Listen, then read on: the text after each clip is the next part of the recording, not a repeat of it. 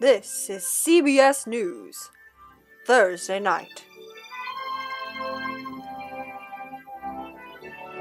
With your hosts, Debbie Foster and Colleen Wood.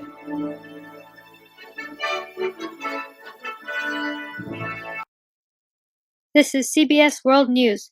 Tonight we are 25 days into the new year, and this day, January 25th, 1945, marks the end of Hitler's military offensive campaign on the Western Front. We have just received an update on the Battle of the Bulge, and the Allies take great pride that after over a month of fighting, we are victorious over German troops in Ardennes.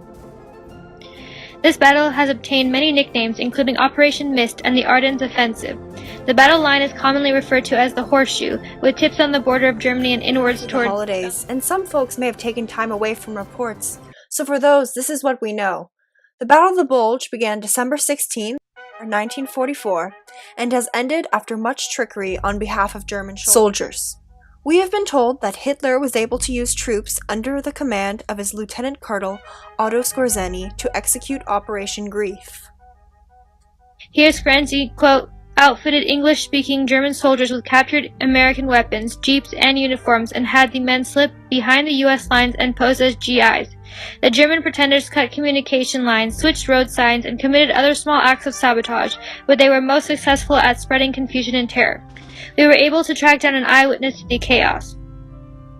December, we were going down this country road, and all of a sudden we come upon this great confusion. Jeeps, trucks, men, equipment, going the opposite way. Well, you stop to think, what are we getting ourselves into? Unfortunately, Allied troops were taken by surprise and were too slow to respond to Operation Grief, and many were caught in the mess of being overly suspicious of possible German spies and turning their backs on fellow Allied soldiers.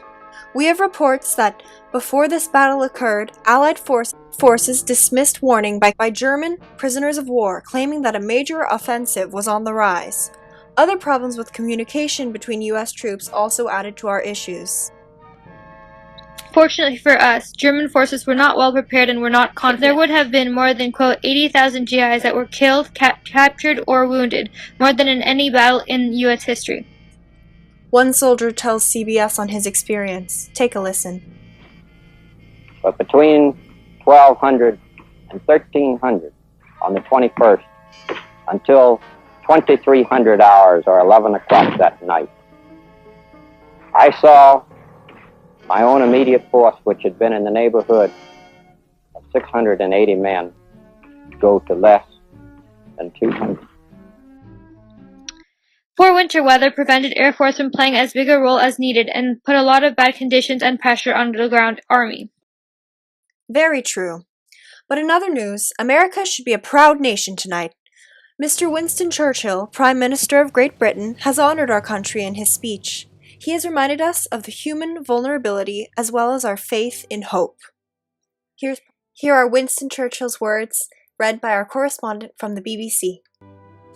I have seen it suggested that the terrific battle which has been proceeding since 16th December on the American front is an Anglo-American battle. In fact, however, the United States troops have done almost all the fighting and have suffered almost all the losses. They have suffered losses almost equal to those on both sides in the Battle of Gettysburg. Only one British Army Corps has been engaged in this action. All the rest of the 30 or more divisions, which have been fighting continuously for the last month, are United States troops. The Americans have engaged 30 or 40 men for every one we have engaged, and they have lost 60 to 80 men for every one of ours. That is the point I wish to make. This is undoubtedly the greatest American battle of the war, and I believe will be regarded as an ever-famous American victory. Winston Churchill, January 18th, 1945. And we will leave you all on that note. This has been CBS, the Columbia Broadcasting System, and we bid you good night, America.